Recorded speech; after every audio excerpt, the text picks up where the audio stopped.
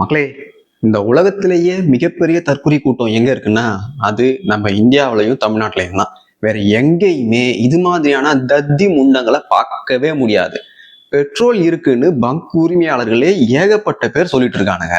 ஆனா இதுக்கு பின்னாடி இருக்க பாலிடிக்ஸ் புரியாம பெட்ரோலே இனிமேல் வராதுன்ற மாதிரி பங்க் ஃபுல்லா கியூ வச்சு நின்றுட்டு இருக்கானுங்க.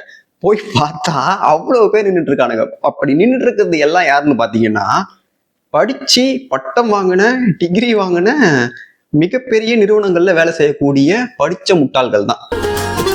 உண்மையாவே ஒரு பாமர மக்கள் கிட்ட இந்த மாதிரி ஒரு செய்தி போய் அவங்க இந்த மாதிரி ஒரு கியூல நின்று ஐயோ இனிமேல் வராது போலப்பா, இதெல்லாம் சொல்றாங்க, இனிமேல் பிரச்சனை ஆயிடும் போல, கேஸ் கிடைக்காது, பெட்ரோல் கிடைக்காதுன்னு சொல்றாங்கன்னு அவங்க இந்த மாதிரி பேசி அவங்க இந்த மாதிரி வரிசையில் நின்னா கூட ஒரு ரீசன் இருக்குன்னு சொல்லலாம். ஏன்னா அவங்களுக்கு இந்த மாதிரியான விஷயங்கள் என்ன ஏதுன்னு தேடி பார்க்க தெரியாது. ஆனா படிச்ச தற்குறிங்க மொபைல்ல சர்ச் பண்ணாலே எது உண்மை எது பொய்ன்னு தெரிஞ்சிடும்.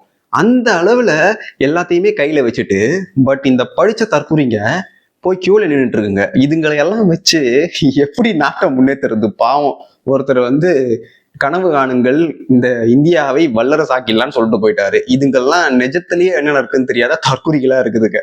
போய் பார்த்தா அவ்வளவு பேர் லைன்ல நிக்கிறானுங்க. கொஞ்சம் கூட என்ன ஏதுன்னு தெரியாத அளவுக்கு இருக்கானுங்க. இதனாலதான் இப்ப வரைக்குமே திராவிடம் திராவிடம்னு ஒரு கூட்டம் நம்ம தலையில புளிய கரைச்சி ஊத்தி நம்மளே ஏமாத்திட்டு இருக்கானுங்க.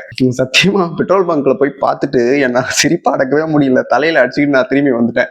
அந்த அளவுக்கு பைத்தியக்கார கூட்டம் தான் இந்த தமிழ்நாட்டுல நிறைஞ்சிருக்குன்றது இன்னைக்கு தெளிவா புரிஞ்சு போச்சு. இப்படித்தான் கொரோனா பேனிக்கை உருவாக்குனாங்க. அப்ப ஐயோ இந்த நோய் வந்துட்டா செத்துருவோம் அப்படின்ற ஒரு பயத்தை உருவாக்கி அது மூலமா நல்லா இருந்தவனுங்களையும் வரிசையில நிக்க வச்சு குத்தி விட்டு அமிச்சாங்க. இப்போ நல்லா இருந்தவனுங்க பாதி பேரு, குத்து வாங்கினவனுங்க காணாமலே போயிட்டானுங்க. இப்போ குத்து வாங்கின பாதி பேரு ஐயோ பழைய உடம்பு இல்லையே, இப்ப ஏதோ மாதிரி இருக்கே, உள்ளுக்குள்ள எவனோ உட்காந்து ஆடுற மாதிரி இருக்கேன்னு சில தற்குறிங்க சொல்லிட்டு சுத்துறானுங்க.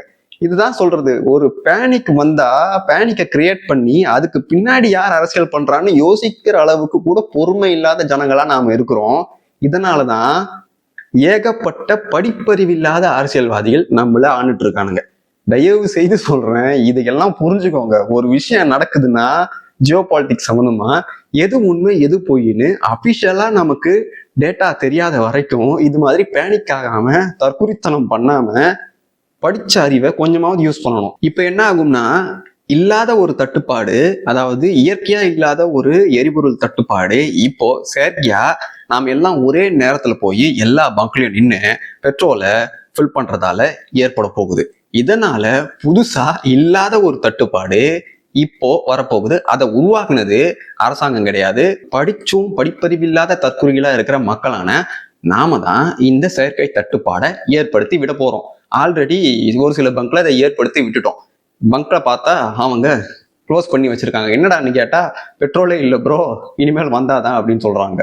அந்த அளவுக்கு நார்மலா இருந்த ஒரு ப்ராசஸை இந்த மாதிரி பதட்டத்துல ஏகப்பட்ட வேலையை பார்த்து இல்லாத ஒரு விஷயத்த நாமளே உருவாக்கிட்டு இப்போ அரசாங்கத்து மேல நாம குற்றத்தை சொல்ல போறோம். சிம்பிளா யோசிச்சு பாருங்க, ஒரு நாளைக்கு ஒரு பங்க்ல ஒரு 5000 வெஹிக்கிள் பெட்ரோல் போடுதுன்னா இப்ப என்ன ஆகும்? இந்த பேனிக்கால அந்த 5000 வண்டியும் ஒரு மணி நேரத்துல நின்று ஒரே இடத்துல, அதாவது 5000 வண்டி போட வேண்டிய ஒரு பெட்ரோலை இவங்க ஒரு 2000 வண்டியில அதை ஃபுல் பண்ணிட்டு போயிடுவாங்க. எப்பவுமே நாம ஒரு நாளைக்கு தேவை எவ்வளவு தேவைன்றதை பொறுத்துதான் நம்ம ஓட்டுவோம். ஆனா இப்ப என்னன்னா, பயத்துல தேவைப்பட்ட அளவையும் தாண்டி நம்ம டேங்க்ல எவ்வளவு பிடிக்குதோ அதையும் தாண்டி பேக்கெட்ல பிடிக்குமான்னு கூட பார்த்து அப்படியும் பிடிச்சிட்டு போற தற்குறிகள் நிறைய பேர் இருக்காங்க. அந்த மாதிரி வேலையை இப்ப பண்ணிட்டு இருக்காங்க. ஒருத்தன் என்னடானா தண்ணி கேன்ல பிடிச்சிட்டு போறான். எங்கிருந்துடா வரி கேட்டீங்கல்லாம் இல்லாத ஒரு விஷயத்த நீங்களே உருவாக்கிட்டு அப்புறம் அரசாங்கத்து மேல குற்றம் சொல்லிட்டு இருக்கீங்க. உண்மையாவே இப்ப தமிழ்நாட்டுல என்ன பிரச்சனை நடக்குதோ அதை மூடி மறைக்க தாண்டா இப்படி ஒரு பேனிக்கையே உருவாக்கி இருக்காங்கன்னு சொன்னா நம்மளை கடிக்க வரானுங்க. ஆனா இவனுங்க படிச்சுட்டு பகுத்தறிவா பேசுறேன், எல்லா விஷயத்தையும் நான் பகுத்தறிவா ஆராய்ச்சி பேசுறேன்னு சோசியல் மீடியால உட்காந்து முட்டு கொடுக்குறவனுக்கு தான் இன்னைக்கு வரிசையில நின்று பெட்ரோல் போடுறதுக்காக வெயிட் பண்ணிட்டு இருக்கானுங்க. இதே பகுத்தறிவாதிகள் தான் கொரோனா அப்ப ஊசி போடுறதுக்கு வெயிட் பண்ணானுங்க. நீங்களாம் திருந்தவே மாட்டீங்களாடா? உங்களுக்கு எல்லாம் அறிவுன்றது கொஞ்சம் கூட இல்லையாடா? தற்கூரி நாயங்களா, ஏன்டா இந்த மாதிரி அநியாயம் பண்றீங்க? இதைத்தான் ஜார்ஜ் ஆர்வெல் அவ்வளவு அழகா சொல்லிட்டு போயிருக்காரு. Ignorance is strength. யாருக்கு இந்த ஸ்ட்ரென்த்னு பாத்தீங்கன்னா, அரசியல்வாதிகளுக்கும் அவங்க நடத்தக்கூடிய கட்சிக்கும் அது அவ்வளவு ஸ்ட்ரென்த் தான்.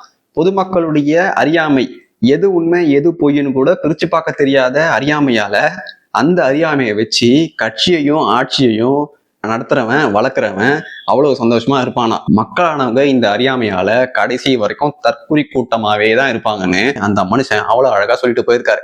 ஆனா நாம எதையுமே பாக்குறதும் கிடையாது, படிக்கிறதும் கிடையாது. ஏதாவது ஒண்ணு சொன்னே போய் வரிசையில நிக்க வேண்டியது. எங்கிருந்தா வந்துக்கிறானுங்க? அப்போசிஷன் பார்ட்டி பண்ற வேலை எதுன்னு கூட தெரியாம எல்பிஜி காலி ஆகி போயிடுச்சு, சமைக்கிறதுக்கு எண்ணெய் கிடையாது, சமைக்கிறதுக்கு எரிவாயு இல்ல, வண்டிக்கு எரிவாயு இல்லைன்னு இப்படி போய் கேனத்தனமா எதையுமே தெரியாம இப்படி போய் வரிசையில நின்று சாவறீங்களாடா. தயவு செய்து புரிஞ்சுக்கோங்கடா, இது எதிர்கட்சிக்காரனுங்க பரப்பன வதந்தி. இதுல உண்மையே கிடையாது. உண்மையாவே நேத்து புக் பண்ணி இன்னைக்கு சிலிண்டர் வாங்கினவங்க கூட இருக்கிறான்டா. ஏன்டா அதெல்லாம் புரிஞ்சுக்க மாட்டீங்க? கொஞ்சமாவது உங்க மூளையை யூஸ் பண்ணுங்கடா. எதிர்கட்சிக்காரன் என்ன நினைச்சானோ, அதாவது இந்தியாவை எப்படி அவனோ என்ன பண்ணணும்னு நினைக்கிறானோ அதுக்கு ஏத்த மாதிரி இதுக்குள்ள இருக்கிற நீங்களும் இருக்கீங்க. காங்கிரஸ் கட்சிக்காரன் தான் அதை பண்ணுவான்னா, அவன் ஆப்போசிஷன் பார்ட்டின்றதால வடக்குல இருக்க வடக்கு நண்பர்களை ஏமாத்தி அவன் சிலிண்டரை தூக்கிட்டு வந்து ரோட்ல நின்று போராட்டம் பண்ற மாதிரியான வேலையெல்லாம் பார்த்துட்டு வராங்க. அதே இங்க காங்கிரஸுடைய நண்பர்களா இருக்கக்கூடிய திராவிடம் அவங்க என்ன பண்றாங்கன்னா, அவங்க இல்லாத ஒண்ணு இருக்கிற மாதிரி கிரியேட் பண்ணி நியூஸ் ஸ்ப்ரெட் பண்ணி அவங்க இந்த வேலையை பார்த்துட்டு வராங்க. இதுக்கு நடுவில் பலியாகிறது யாருன்னு பார்த்தீங்கன்னா நாம தான், மக்களான நாம தான். ஆனா நமக்கு எது உண்மை எது பொய்ன்னு சுத்தமா தெரியறது இல்லை, தெரிஞ்சுக்கிற அறிவும் இல்லை. அதனால இவங்க சொன்னதெல்லாம் உண்மைன்னு நியூஸை பார்த்துட்டு போயிட்டு வரிசையில் நின்றுட்டு இருக்கோம். All India LPG distributors federation president Chandra Prakash தெளிவா சொல்றாரு, எல்பிஜி ஷார்டேஜ் கிடையவே கிடையாது, 70 நாளைக்கு நம்ம கிட்ட ஸ்டாக் இருக்கு, அதனால யாரும் பேனிக் ஆக வேண்டான்னு அவர் நேஷனல் மீடியால அவர் பேட்டி கொடுத்துட்டாரு. ஆனா அந்த பேட்டியை நம்ம தமிழ்நாட்டு ஊடகங்கள் என்ன பண்ணிருக்கணும், அதை தமிழாக்கம் பண்ணி போட்டிருக்கணும். ஆனா அதை இங்க இருக்கவனுங்க பண்ண மாட்டானுங்க. அதனால என்ன ஆகி போச்சு, அதை அப்படியே மறைச்சிட்டு இங்க இல்லாத ஒரு விஷயத்த உருவாக்கிட்டு இங்க நடக்கிற அவலங்கள் எல்லாத்தையும் மறைக்க இங்க தட்டுப்பாடு வந்துருச்சுன்னு நல்லா கொளுத்தி போட்டிருக்காங்க. இந்த பப்ளிக் ஃபியர் பொறுத்த வரைக்கும் ஒரு பயம் வந்துடுச்சுன்னா ஹர்ட் மென்டாலிட்டி வந்துடும். அதாவது கூட்டமா ஒருத்தனுக்கு பயம் வந்துருச்சுன்னா அந்த பயம் வந்தவன் பக்கத்துல இருக்க எல்லாருக்குமே அந்த பயம் வந்துடும். அதனால என்ன ஆகுது, அவன் சொன்ன விஷயம் உண்மைன்னு இவன் நம்புறான், அதனால அந்த கூட்டமே நம்பிடுது. இந்த கூட்டம் என்ன பண்ணுது, அந்த பயத்தை பரப்புறாங்க. அது பரப்புனதால வந்த விளைவு தான் ஒவ்வொரு பெட்ரோல் ஸ்டேஷன்லையும் நின்று வரிசையில நின்று இவனுங்க போட்டு இல்லாத தட்டுப்பாடை உருவாக்குறானுங்க, இல்லாத எல்பிஜி தட்டுப்பாடையும் வேணும்னே உருவாக்குறாங்க. இந்த நேரத்துல என்ன ஆகும்னு பாத்தீங்கன்னா பிளாக் மார்க்கெட் ஓப்பன் ஆகும். பிளாக் மார்க்கெட்ல இப்போ இதுதான் நேரம்னு நிறைய பேர் சிலிண்டரை பதுக்கி வைப்பானுங்க. பதுக்கி வச்சு சாதாரண விலை இருந்ததை டபுள் மடங்கா வச்சு விற்பானுங்க. இப்போ இது யார் தப்புன்னு பாத்தீங்கன்னா, இத கண்காணிக்காம விட்ட நம்ம மாநில அரசாங்கத்துடைய தவறாதான் வரும். ஆனா இதை அவங்க கண்டுப்பாங்களான்னு பாத்தீங்கன்னா கண்டுக்கவே மாட்டாங்க. அப்பேற்பட்ட ஒரு ஆட்சியும் அவலமும் தான் நம்ம தமிழ்நாட்டுல இருக்கு. எல்பிஜி டிஸ்ட்ரிபியூட்டர்ஸ் உடைய பிரசிடென்டே சொல்றாரு, தெளிவா சொல்றாரு, நம்ம கிட்ட ஸ்டாக் இருக்கு, பயப்படாதீங்க அழுவாதீங்கன்னு. ஆனா இல்லாத ஒரு பேனிக்க வடக்குல காங்கிரஸ் உருவாக்கியிருக்காங்க, தெற்குல நம்ம தமிழ்நாட்டுல இவங்க உருவாக்கியிருக்காங்க. ஸோ எது உண்மை எது பொய்ன்னு தயவு செய்து தேடுங்க. தேடி பார்த்துட்டு நீங்க அதுக்கப்புறம் முடிவெடுங்க. இதுல இன்னொரு விஷயமும் இருக்கு, உங்களுக்கு புரியுமா இல்லையான்னு எனக்கு சத்தியமா தெரியல, இருந்தாலும் சொல்றேன். இப்போ கேஸை மையப்படுத்தி தான் நாம எல்லாத்தையுமே பண்றோம். அதனால இப்ப என்ன பண்றாங்கன்னா, கேஸை வேணுமுன்னே இவங்க தடுத்துட்டு நம்மள எலக்ட்ரிக் கரண்ட்டை நோக்கி நம்மளை நகர்த்துறாங்க. இதனால என்ன ஆச்சுன்னு பாத்தீங்கன்னா, இண்டக்ஷன் ஸ்டவ்வுடைய பர்ச்சேஸ் அதிகமாயிடுச்சு.